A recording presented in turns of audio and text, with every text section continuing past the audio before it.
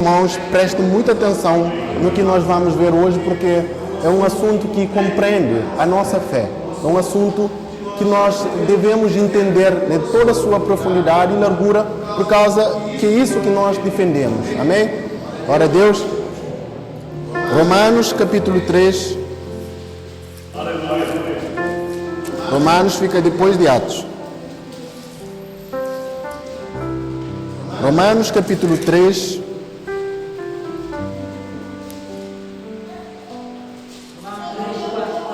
Versículo 19 em frente. Romanos capítulo 3, versículo 19 em frente. Glória a Deus. Todo mundo encontrou? Glória a Deus. Então, irmãos, se todo mundo encontrou, sem mais delongas, vamos ler o que está escrito em Romanos capítulo 3, 19 em frente. Diz assim a palavra do Senhor: sabemos que tudo o que diz a lei, diz aos que estão sob o domínio da lei, para que toda boca se cale e todo mundo fica sujeito ao juízo de Deus. Versículo 20. Portanto, ninguém será declarado justo diante dele, confiando na obediência da lei, pois é precisamente por meio da lei que chegamos à irrefutável conclusão que somos todos pecadores. Versículo 21. Entretanto, nesses últimos dias se manifestou uma justiça proveniente de Deus, independente da lei, mas qual testemunharam a lei e os profetas. Versículo 22.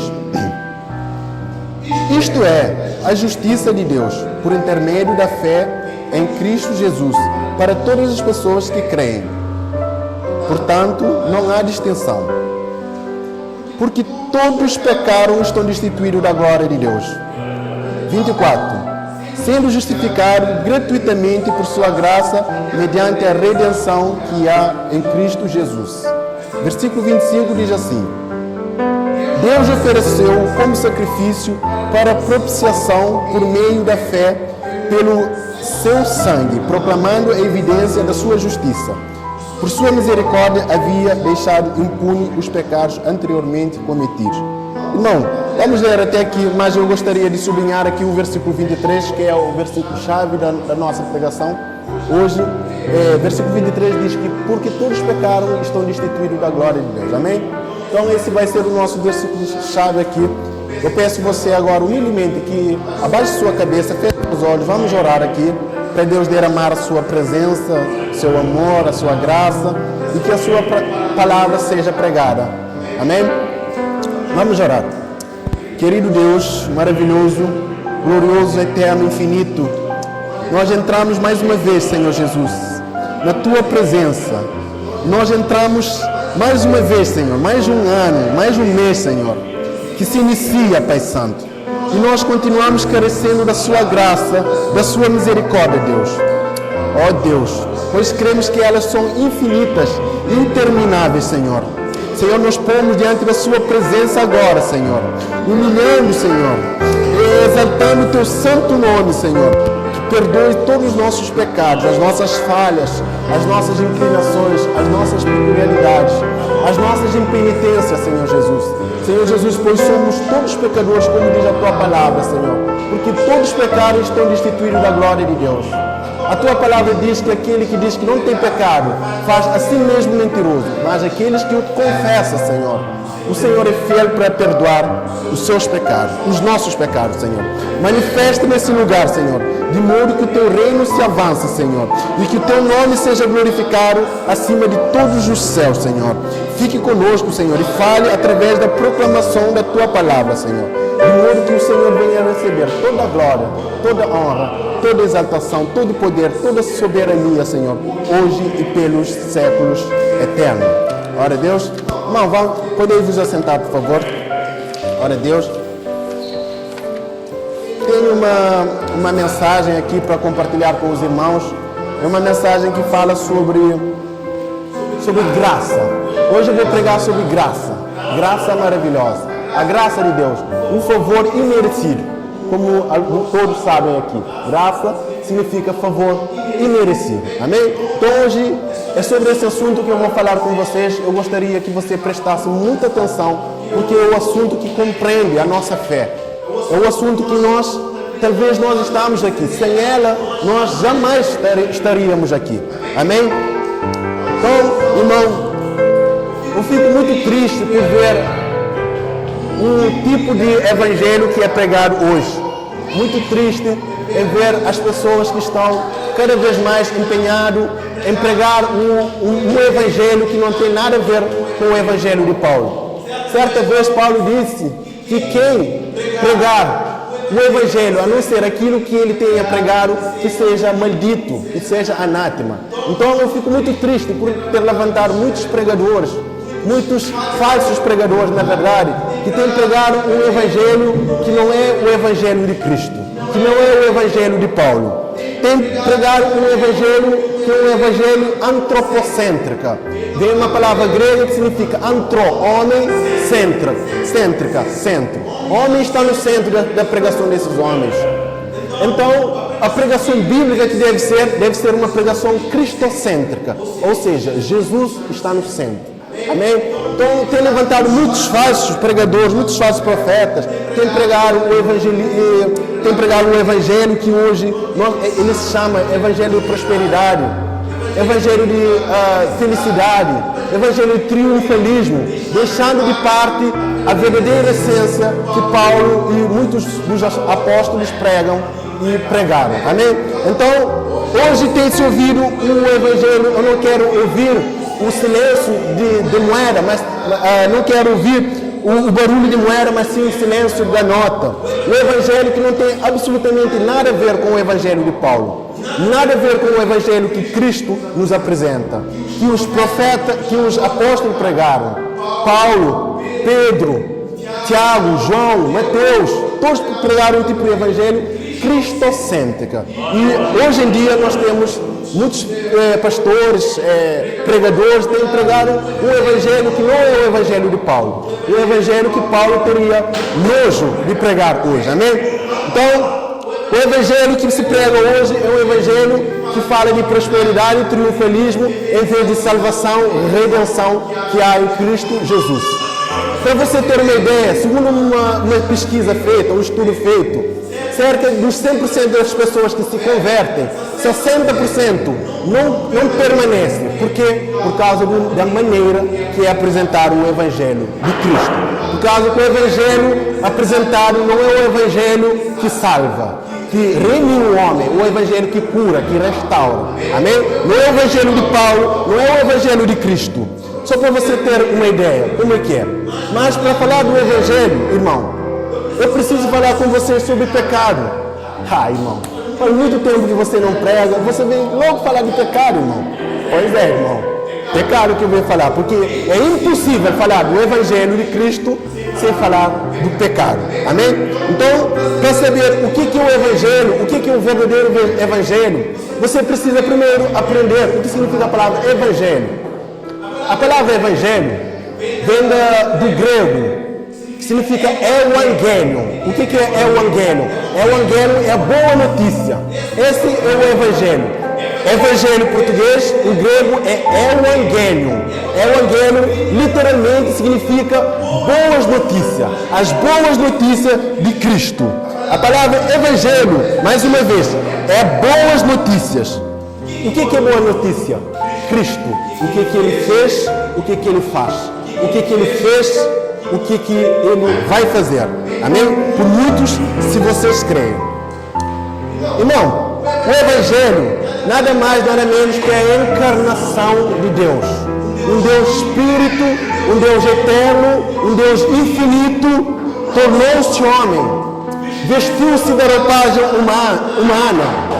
E fazendo isso, curou, libertou cativos, curou cegos, deu audição aos surdos, deu voz ao mudo. Entretanto, não obstante isso, fazendo essas coisas, ele fez algo que é maior, algo que é a preeminência da Escritura, é a primazia de todas as Escrituras, é a ápice das Escrituras. Ele morreu numa cruz, amém? morreu numa cruz, mas ao terceiro dia, rompendo os grilhões da morte, ressuscita, para que todo aquele que nele crê não pereça, mas tenha vida eterna. Nisso consiste o verdadeiro evangelho. Que Jesus nasceu, viveu seus 33 anos sem pecado, para que todo aquele que nele crê tenha vida e vida em abundância. Agora vamos... Obrigado, pastor. Agora vamos para o contexto em que Paulo falou essas coisas. Escreveu esse versículo. Esse texto, Paulo apresenta algumas sequências do Antigo Testamento que mostram que, para confirmar o ensino quanto à universalidade do pecado, quando ele diz, Romanos 3:23, todos pecaram, estão destituídos da glória de Deus. Quando ele diz todo, ele apresenta aqui a universalidade do pecado. Tanto judeus como gentios pecaram. Porque Paulo, ao escrever essa carta, brotou alguns judaizantes no meio do cristianismo, os falsos convertidos, que queriam que os cristãos obedecessem à lei de Moisés. Queriam que os cristãos no primeiro século obedecessem à lei de Moisés. Mas Paulo vai dizer assim, não, vocês judeus, vocês pensam que por causa que vocês obedecem à lei, vocês são justos. Vocês pensam que por causa que vocês têm a lei de Moisés, vocês são melhores que os outros. Ele vai dizer, não, todos pecaram, estão destituídos da glória de Deus. Tanto judeu, como cabo-verdiano, como brasileiro, como europeu, como africano, todos pecaram. Essa é a ideia que Paulo nos transmite aqui, que todos pecaram, estão fora da glória de Deus. Tanto judeus como gentios estão debaixo da condenação do pecado. Porque a palavra de Deus diz que o salário do pecado é o quê? A morte. Então, tanto judeu como gentio estão debaixo da condenação do pecado. Porque Paulo diz, todos pecaram. Se não, vejamos o versículo 19. Versículo 19 diz assim, ora, sabemos que tudo que diz a lei, presta atenção, sabemos que tudo que diz a lei, o diz para os que estão sob o domínio da lei, para que toda boca se cale e todo mundo fique sujeito ao juízo de Deus. Versículo 20. Portanto, ninguém será declarado justo confiando na obediência da lei, pois é precisamente por meio da lei que chegamos à irrefutável conclusão que somos todos pecadores. Aqui, não precisa ser nenhum PhD, não precisa ser nenhum expert para ver que Paulo está retratando do pecado aqui. O pecado, tanto judeus como gregos, como gentios, pecaram, estão destituídos da glória de Deus. Paulo aqui apresenta a culpabilidade, tanto judeus como todos os povos da terra. O cabo-verdiano, o guinense, o angolano, o brasileiro, o português, o francês, todas as nações, todas as tribos, todos os povos, todas as etnias pecaram, estão debaixo do juízo de Deus. O versículo ainda diz, portanto, ninguém será declarado justo confiando na obediência da lei.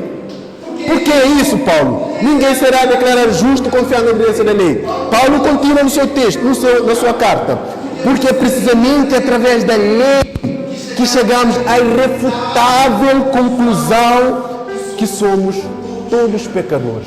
Olha que coisa interessante que Paulo diz aqui. É por meio da lei que chegamos à irrefutável conclusão que somos todos pecadores. Versículo 23, ele diz, todos pecaram, estão destituídos da glória. Então agora ele diz que a lei mostra os nossos pecados. A lei que mostra os nossos defeitos. Antes de entrar na questão do pecado, você precisa saber o que significa pecado. O que significa pecado? Antes de entrar nessa matéria, você precisa saber o que significa essa palavra. Tanto que se ouve pelas muitas igrejas que se pregam o verdadeiro evangelho. Muitas igrejas falam sobre pecado, mas você precisa saber o que é pecado. E o que é pecado? O pecado, meu irmão, presta atenção. O pecado é a ofensa contra a lei de Deus. É a ofensa contra a Constituição de Deus. O pecado, meu irmão, é a ofensa contra o ser de Deus, o caráter de Deus, a santidade de Deus. Isso resume o pecado. Por exemplo, vou dar um exemplo. Cabo Verde tem a sua Constituição, a sua legislação. Por exemplo, se você quebrar a Constituição, você será o quê? Será punido. Você terá que enfrentar uma justiça. É a mesma coisa com a Constituição dos céus. Aquele que quebrar a Constituição dos céus ofendeu a santidade de Deus, ofendeu o caráter de Deus, ofendeu o ser de Deus, ofendeu o mandamento de Deus. Então, isso é o pecado. O pecado é a ofensa contra a lei de Deus, a santidade de Deus, o caráter de Deus, a santidade de Deus. Então, Paulo vai nos mostrar que a lei não vai salvar ninguém, não. Que é precisamente por meio da lei que chegamos à irrefutável conclusão que somos todos pecadores. A lei, meu irmão, o que Paulo quer dizer aqui? Paulo quer dizer que a lei serve para apontar os nossos pecados. A lei serve para mostrar que somos pecadores. A lei serve para mostrar as nossas impenitências, as nossas impurezas. Eu vou dar um exemplo aqui. É como espelho. Por exemplo, quando você acorda de manhã, você vai lá, olha no espelho, se não tem nenhuma impureza em você. Você olha se não tem nenhum dodó, como que tá, se botou creme, se a cara está russa ou não. O espelho, aquele espelho está refletindo as suas impurezas. A lei é a mesma coisa que Paulo está dizendo. A lei aponta os seus pecados. A lei mostra que o homem é pecador. Porque Paulo diz aqui que mediante a lei, que todos nós chegamos a irrefutável. Sabe o que significa a palavra irrefutável? Irrefutável significa conclusiva. É uma conclusão final, que somos todos dois. Amém? Então, a lei não serve para salvar. A lei serve como raio. Paulo diz em Gálatas que a lei serve como raio que aponta para Cristo, aponta para o Salvador. Por quê? Quando a lei diz assim: não matarás, não adulterarás, não levantarás falso testemunho. Quando a lei diz: ora o teu pai e a tua mãe, para que tudo vá bem sobre a terra, para que os teus dias prolonguem. A lei está mostrando que ser humano, adúltero, pecador, blasfemo, mentiroso, desonra os pais.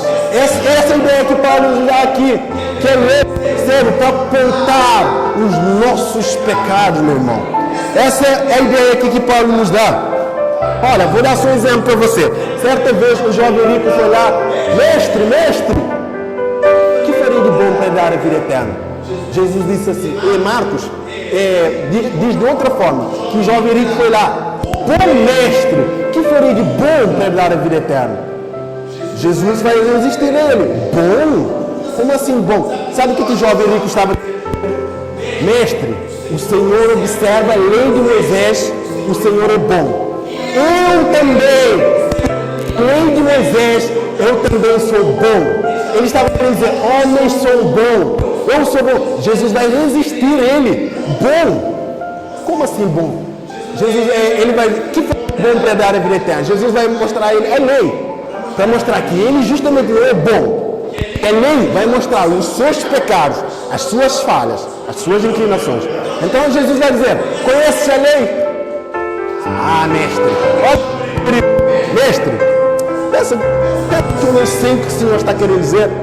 O Senhor está querendo me pôr à prova para ver se eu observo de fato a lei. Mestre, eu sou batuta, mestre. Eu sou o cara, eu observo toda a lei de Moisés. Desde a minha mocidade eu observo a lei de Moisés. Agora Jesus vai pegar ele. Jesus vai dizer assim: vende tudo o que tens e dá aos pobres. Acabou a graça. Acabou, ficou triste, deprimido, abatido, por causa que ele diz que possui muitos bens. Muitos bens. Jesus estava dizendo isso, meus irmãos, não para ele literalmente vender os bens que ele tem e devolver aos pobres. Não, para mostrar que ele, toda a lei de Moisés, toda a lei que ele disse, referiu assim, ele quebra. Não adulterarás, honra tua mãe e teu pai, não matarás. Jesus vai mostrar que ele quebrou todas as leis. Porque Tiago diz: Aquele que caiu num só preceito da lei, caiu em todas elas. Aquele que violar um mandamento da lei, quebrou toda a lei. Então, por isso que Paulo chega aqui. Todos pecaram e estão destituídos da glória de Deus. Agora, é a mesma coisa que a lei faz com você. A lei mostra os seus pecados. Quando a lei diz não adulterarás, a lei está mostrando que você, que eu somos adúlteros, blasfemos, tomamos o nome de Deus em vão. Amém? É isso que a lei faz, essa é a função da lei. Poder de salvar. A lei tem poder de condenar os homens, de condenar. É isso que a lei faz.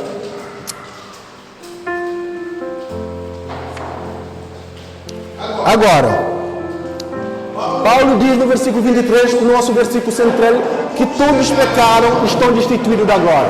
Todos pecaram, mas o que significa isso? O que significa todos pecaram?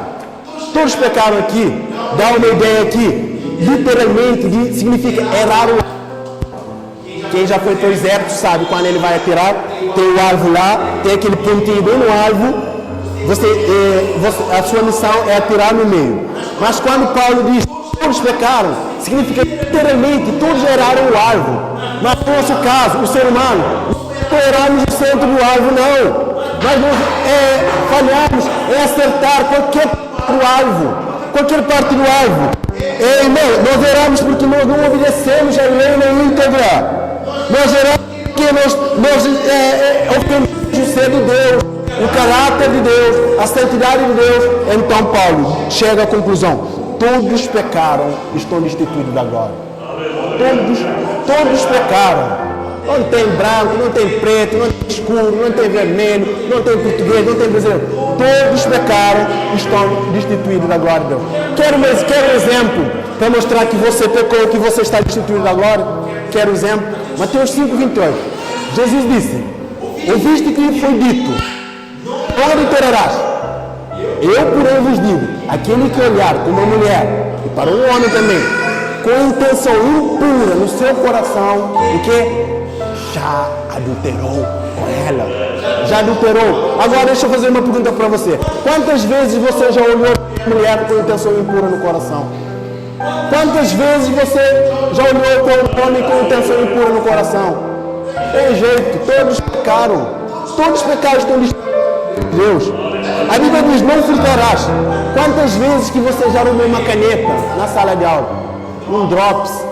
O mínimo que podemos dizer. Quantas vezes você já roubou? Não tem jeito, então. Todos pecaram estão destituídos. Não mentirás. Você já mentiu alguma vez? Não precisa responder. Já mentiu alguma vez? Então, se mentiu uma só vez, é suficiente para Deus condenar você. Para Deus, porque você feriu a lei de Deus, a Constituição de Deus. O jovem está aqui, o jovem sabe essas coisas de Constituição melhor que nós, né? Então, você fere a Constituição de Deus, você morreu. Porque o salário do pecado é a morte. Pecou, morreu. Tanto espiritualmente como fisicamente.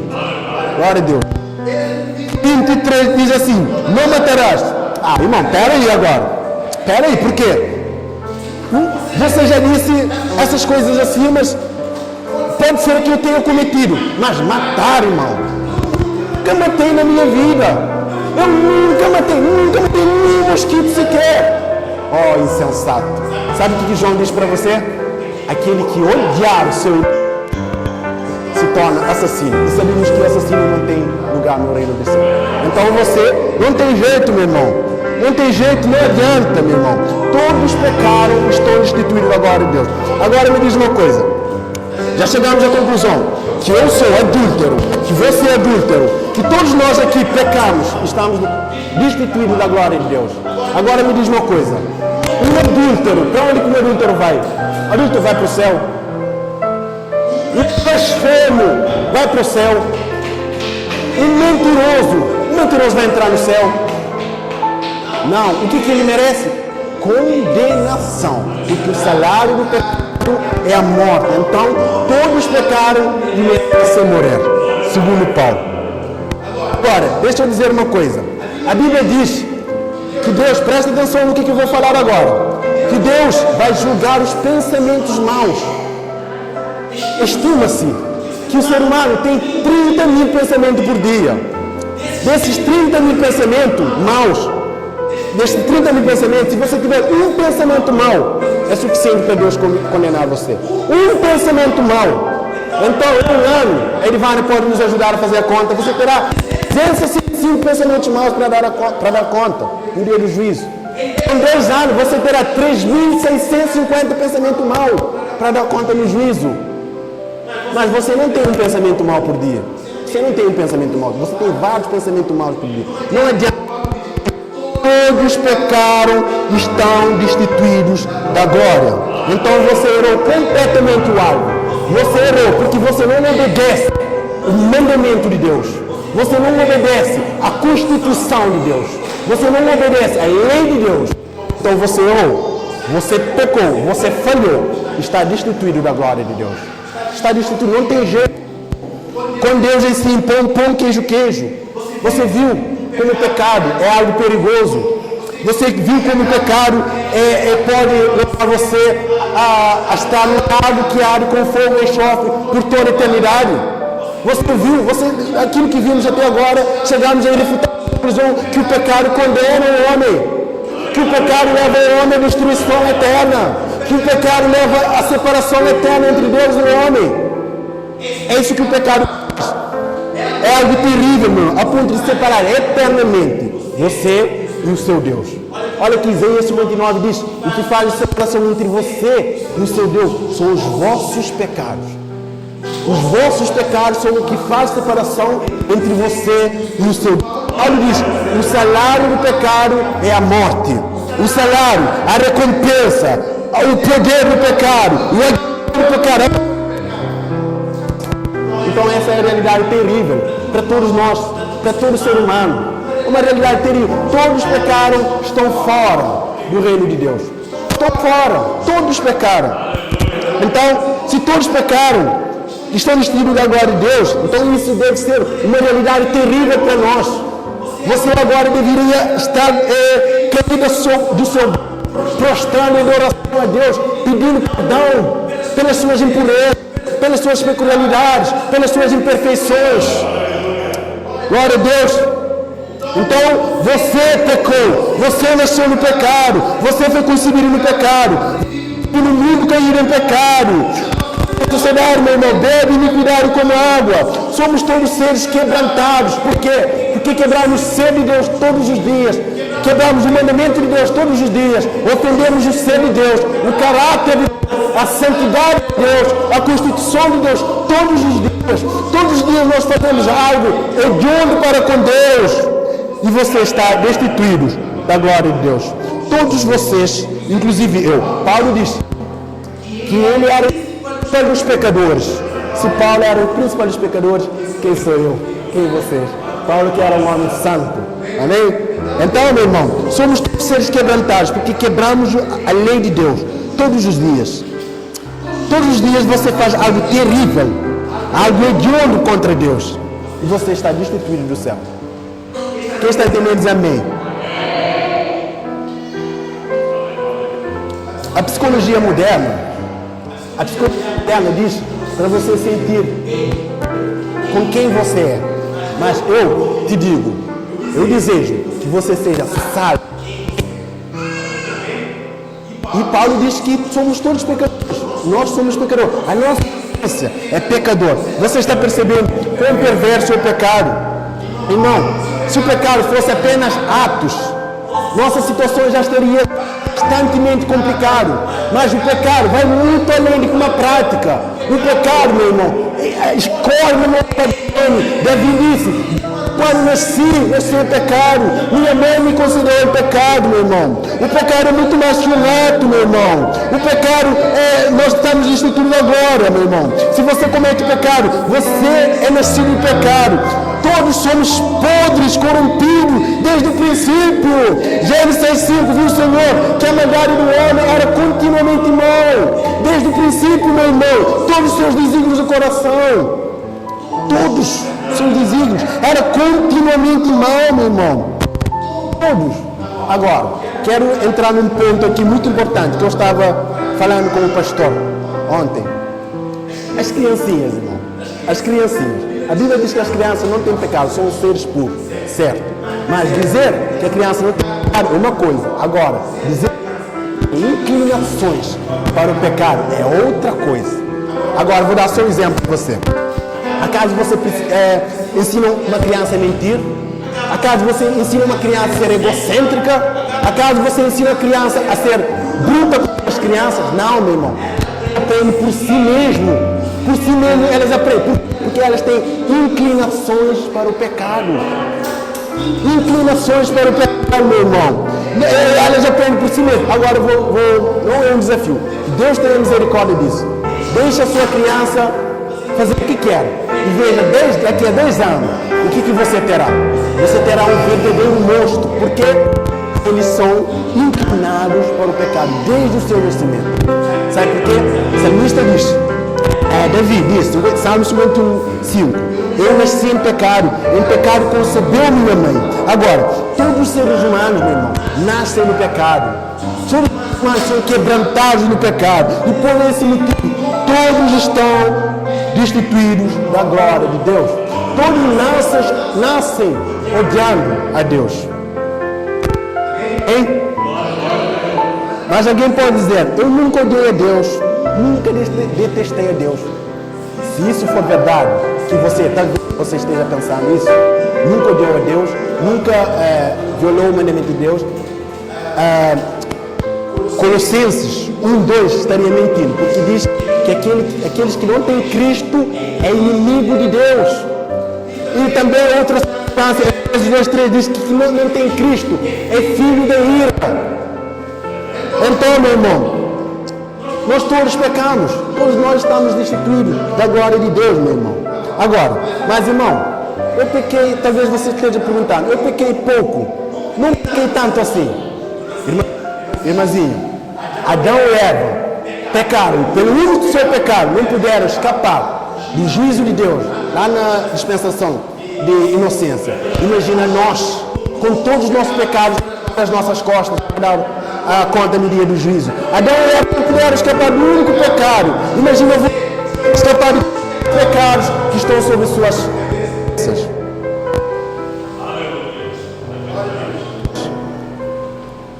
Glória a Deus, aleluia.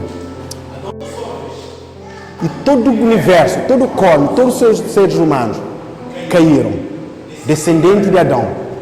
Caíram, pecaram, estão destituídos da glória de Deus. Então, todos pecaram e estão destituídos da glória de Deus. Outras traduções diz que todos pecaram e carecem da glória de Deus. E essa passagem, carecem da glória de Deus, as pessoas usam ela para algo humanista. Todos carecem da glória de Deus. Todos, coitados, todos carecem da glória de Deus. Mas Deus que diz, todos carecem, nos dá uma ideia, Paulo, de que apesar desse plano maravilhoso, apesar desse plano estupendo, apesar desse plano incrível, ninguém conseguiu chegar nesse nível. Ninguém chegou a alcançar esse padrão da moralidade. Ninguém conseguiu chegar às coisas que Deus implementou. Ninguém conseguiu ficar sem infringir a lei de Deus. Com exceto um homem só, que veio e cumpriu na íntegra todos os mandamentos de Deus. Jesus Cristo. Ele encarnou, Deus encarnado. Cumprir todos os mandamentos. Ele é o único que cumpriu. Glória a Deus. Quando Paulo diz, mais uma vez, que todos carecem da glória de Deus, dizer, apesar do plano maravilhoso que Deus fez para o homem, ninguém conseguiu cumprir. Ninguém conseguiu chegar a esse patamar. Ninguém conseguiu chegar a esse nível. Por isso que ele diz, pecaram destituídos da glória de Deus. Todos pecaram, meu irmão. Todos pecaram. Branco, preto, escuro, português, guinense, gordo, magro, feio, bonito. Todos pecaram. Toda classe de pessoa, toda tribo, toda nação, toda língua, todos os países, todas as pessoas pecaram e estão destituídos da glória de Deus. Você está entendendo? Quem está entendendo diz amém. Agora, se Paulo tivesse acabado o seu evangelho aqui, todos os pecados estão sujeitos ao juízo de Deus, a humanidade estaria em caos total. A humanidade estaria pranteando com gemidos inexprimíveis, estaria rangendo seu dente, que todos os pecados estão fora da glória. A nossa vida consistia apenas no nascer e no morrer. Mas Paulo, aqui, uma esperança para você. Uma esperança, apesar dos seus pecados, apesar das suas quedas, apesar das suas apesar das suas peculiaridades, apesar das suas impenitências, apesar dos seus pecados. Paulo tem uma boa notícia para vocês. Entretanto, sem embargo, não obstante, tem uma boa notícia para vocês. Agora eu vou entrar no tema Evangelho. A boa notícia. Evangelion. A boa notícia. E qual é a boa notícia? Evangelho. Boa notícia. Qual é a boa notícia? Versículo 21. Leia comigo o versículo 21. Entretanto, nesses últimos dias se manifestou uma justiça proveniente de Deus, independente da lei, mas qual testemunharam a lei e os profetas. Versículo 22. Isto é, Deus, por meio da fé que há em Cristo Jesus, para todos os que creem. Portanto, não há distinção. Portanto, não há judeu. Portanto, não há gentil. Portanto, não há calvadiano. Todos os que creem, a justiça de Deus manifestará na sua plenitude, na sua vida. Amém? Glória a Deus. Boa notícia, meu irmão. Apesar dos elementos pecaminosos que compõem a sua vida, apesar de você ser um ser quebrantado, apesar de você ser pecador, apesar de você ter as suas inclinações, a sua debilidade para o pecado, Paulo tem uma boa notícia para você.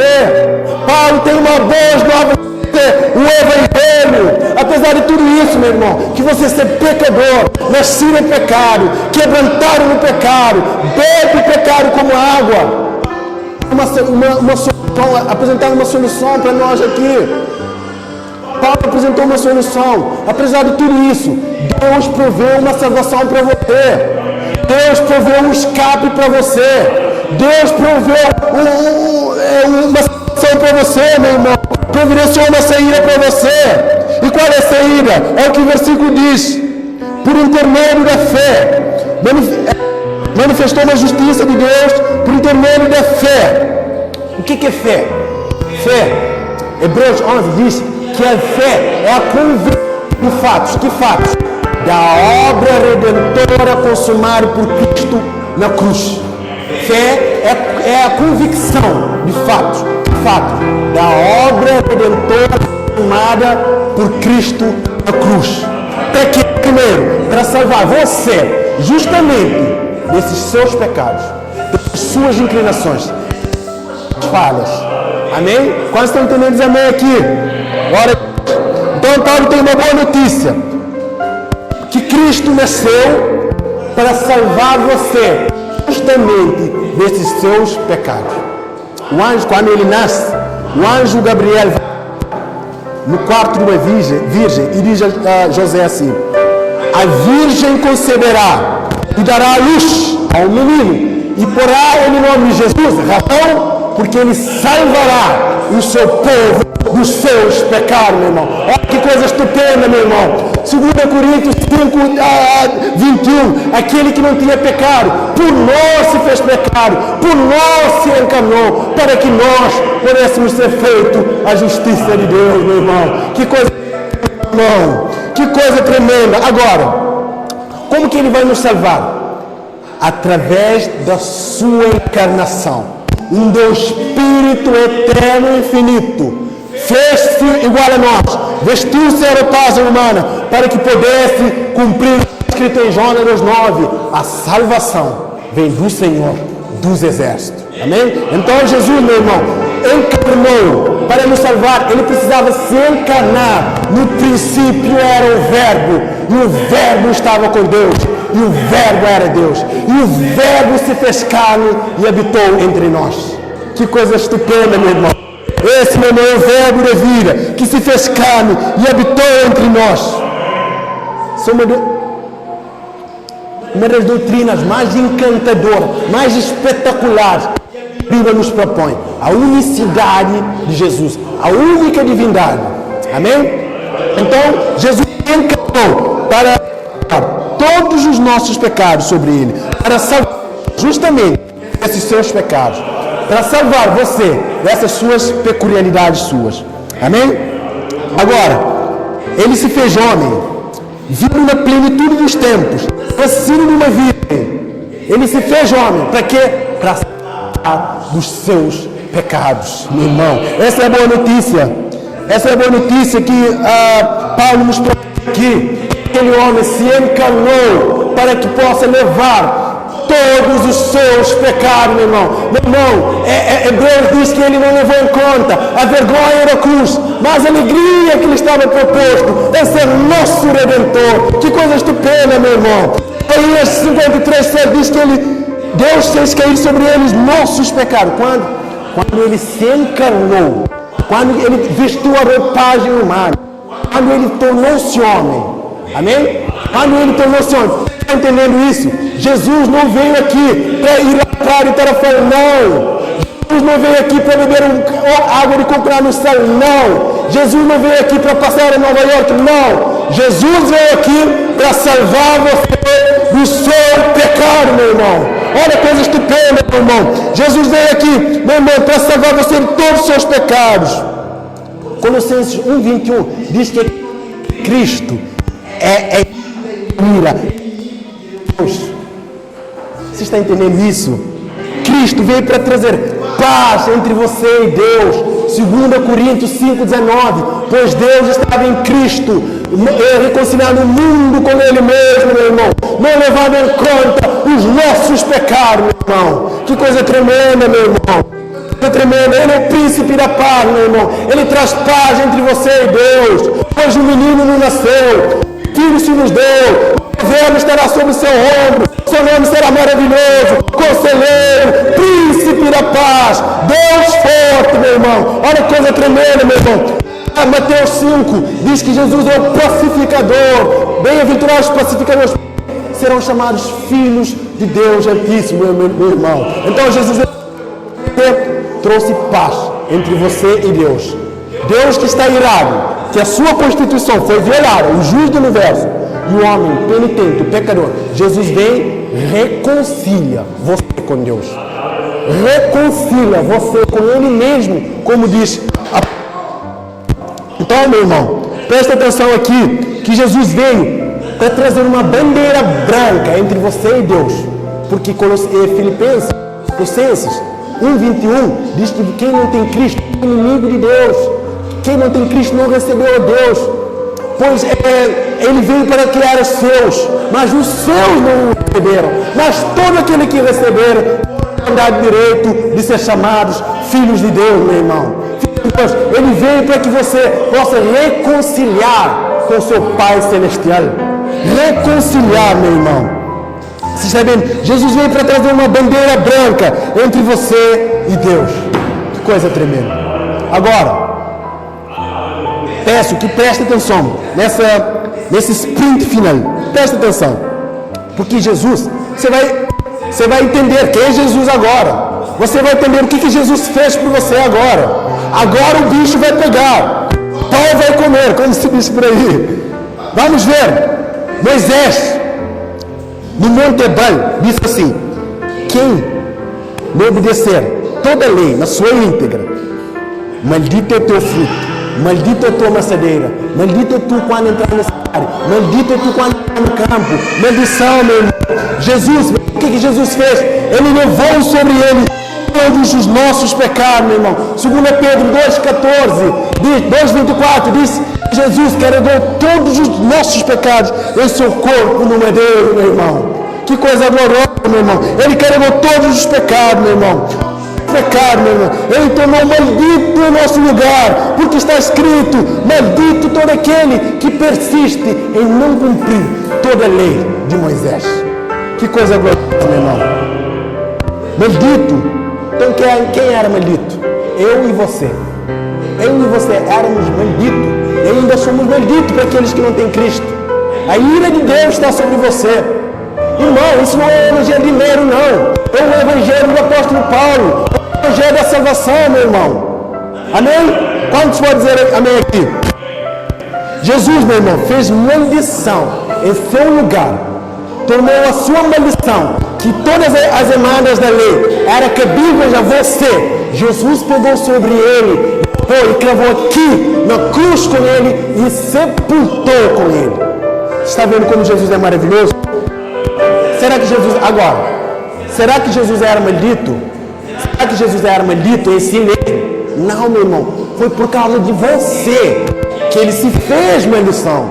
Por causa das nossas impeculiaridades, por causa dos nossos pecados, das nossas falhas, que ele se fez maldição, meu irmão. Porque está escrito: madeiro. Jesus foi pendurado no madeiro, não por causa que ele era maldito, mas por causa que ele fez uma lição por mim e por você, meu irmão. Olha que coisa estupenda, meu irmão. Estupenda, meu irmão.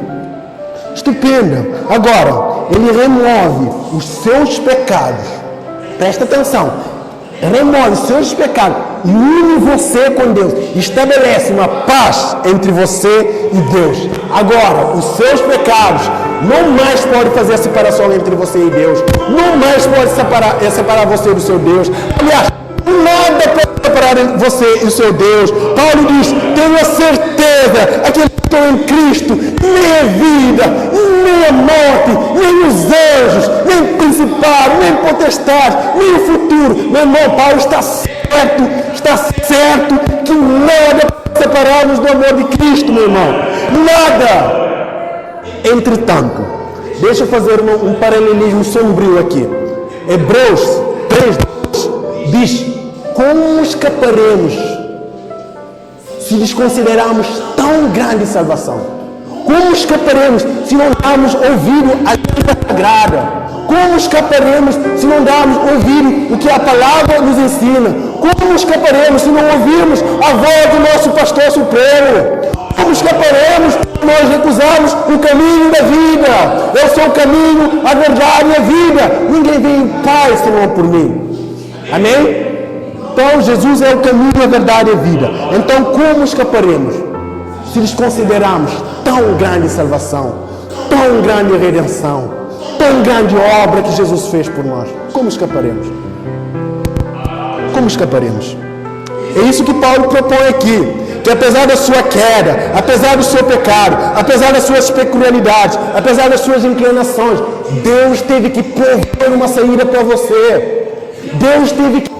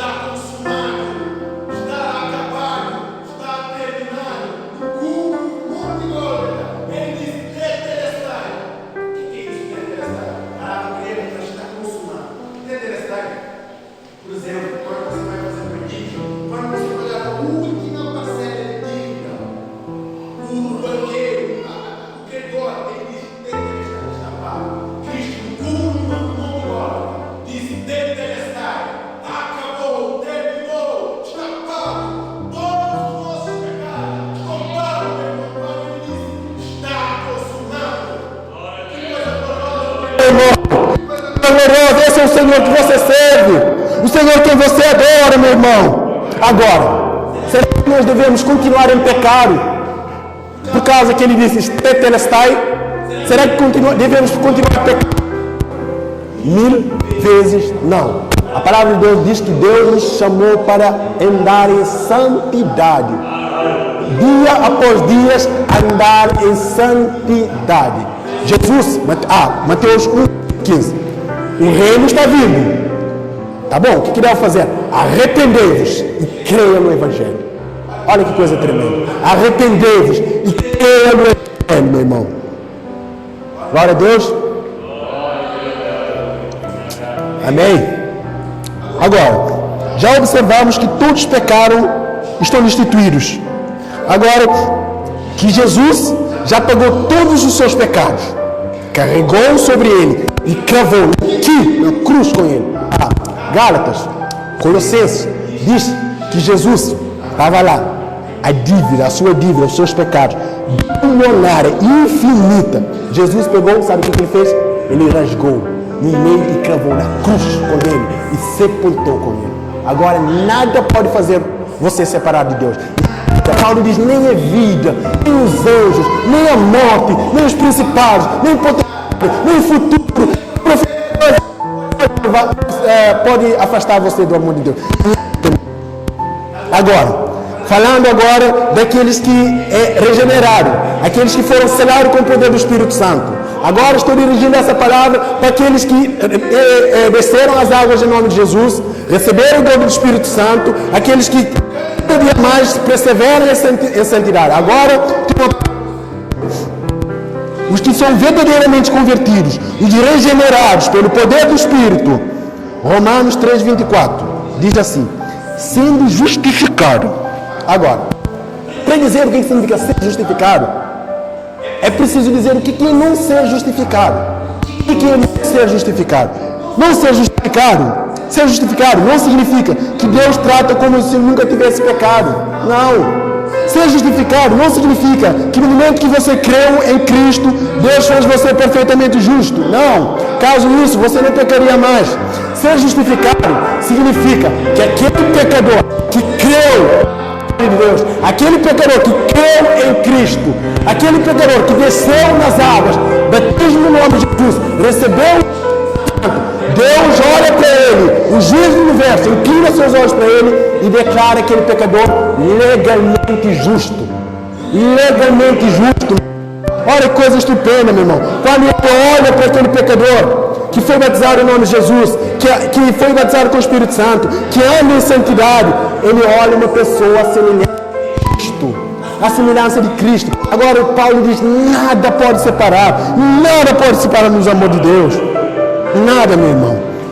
Como funciona? O texto diz, justificado gratuitamente por sua graça. Está sendo redundante em falar que a salvação é pela graça. A justificação é pela graça. É o favor de Deus. Graça significa favor não merecido. É o favor de Deus a justificação. Paulo usa aqui uma expressão dos Salmos para mostrar que somos salvos gratuitamente pela graça, a fim de mostrar que a justificação é um presente de Deus. Salmos 30, ele usa a expressão de Salmos 35 e 69, uma expressão que fala sobre o Messias, que ele será condenado injustamente, sem motivo. É a mesma expressão de Salmos 69 e 35 que Paulo usa aqui. A mesma expressão que Paulo usa a expressão que apesar de tudo isso, Deus te justificou sem motivo algum. Deus te justificou porque é a fonte da salvação, a fonte da justificação. João 9 confirma isso. Deus te justificou porque Ele é o Salvador. Justificado gratuitamente por sua graça. É tipo assim.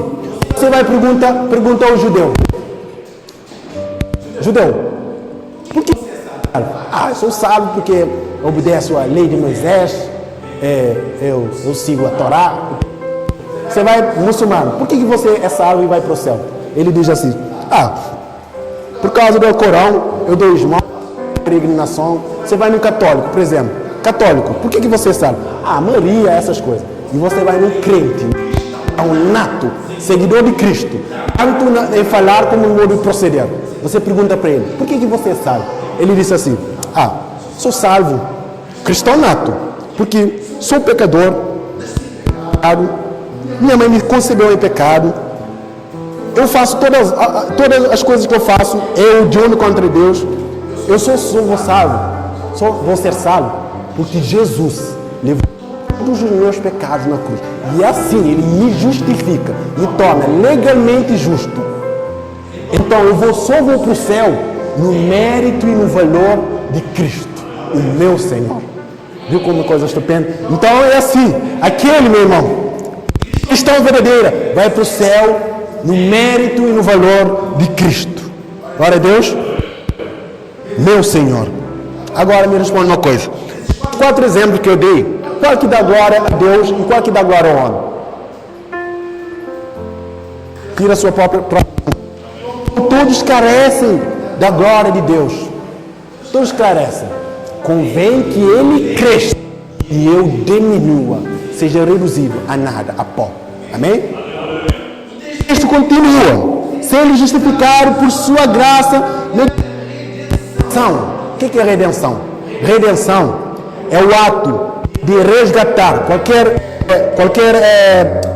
ou libertar qualquer forma de escravidão ou opressão. Ou seja, o termo é usado para comprar um escravo, um cativo. Redenção foi exatamente o que Cristo fez por você.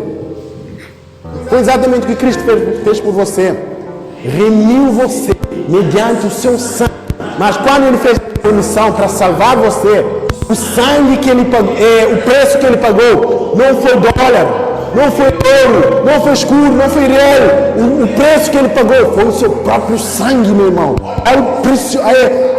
A Bíblia diz, Salmos diz, que a redenção de uma alma é caríssima, meu irmão. O próprio sangue do Senhor. Então todos pecaram e Ele nos resgatou mediante sua graça. Então, todos aqueles que creem não pereçam, mas tenha a vida eterna. Não fique nervoso. Ora Deus, todos pecaram, irmão. Todos pecaram e precisam da graça de Deus. Todos pecaram e precisam do favor de Deus. Todos pecaram, precisam da salvação do Senhor Jesus. Não importa se é juíza, não importa se é agricultor, não importa se é pedreiro, não importa se é alta sociedade, não importa. Todos, quando Paulo fala todos, rico, pobre, feio, bonito, magro, gordo, alto, baixo, todos pecaram. Entretanto, a graça de Cristo, Ele está aqui. Certa vez, os judeus levaram uma mulher pecadora, adúltera, foi pega em adultério. Mestre, a lei de Moisés diz que essa mulher tem que ser apedrejada. Olha o que a lei faz: condena. A lei serve para condenar você. Entretanto, tu, o que dizes? Jesus escrevia lá no chão, nem sei o que ele estava escrevendo. Ele disse assim: quem não tiver pecado, que atire a primeira pedra. A palavra de Deus é cheia de misericórdia. Olha o que Cristo faz. Quem de vocês não tem pecado, que atire a primeira pedra? A Bíblia diz que largar a pedra, um por um, dos mais velhos até os mais jovens. Jesus olhando para aquela mulher: mulher, alguém te condenou? Não, Senhor. Nem tampouco eu te condenei. Olha a graça de Deus manifestada. Vai, não peques mais. Não. Olha só, meu irmão. A lei serve para condenar. A mulher pegou, foi pega no inteiro. Morte, apedrejamento. Mas a graça de Deus estava lá, frente daquela mulher. Entretanto, agora, dia 3 de julho, 4 de julho, eu quero apresentar o Salvador para você.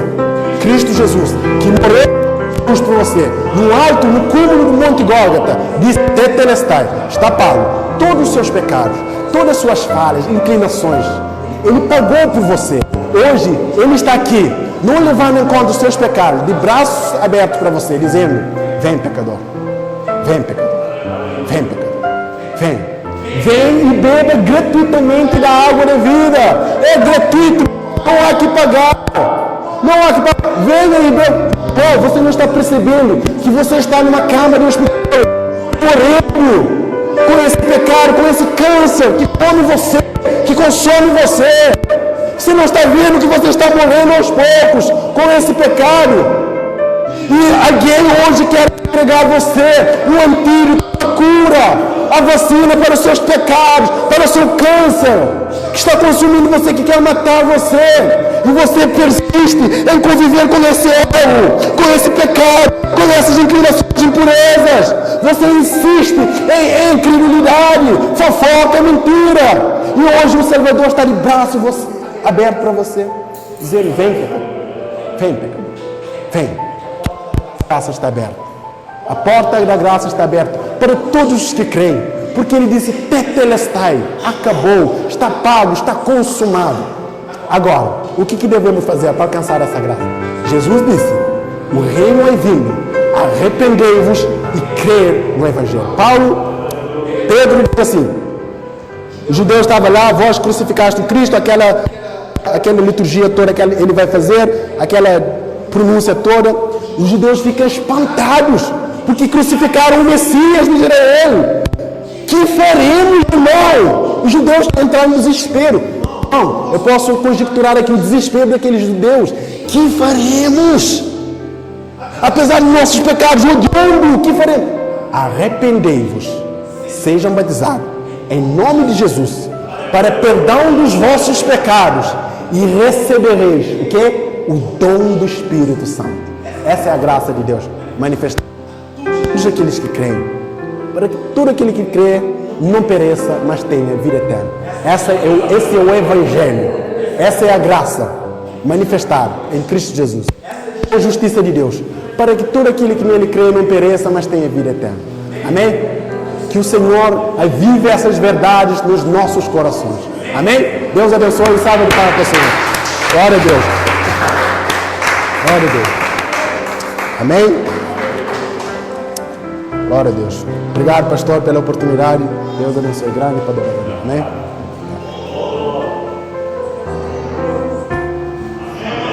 Amém?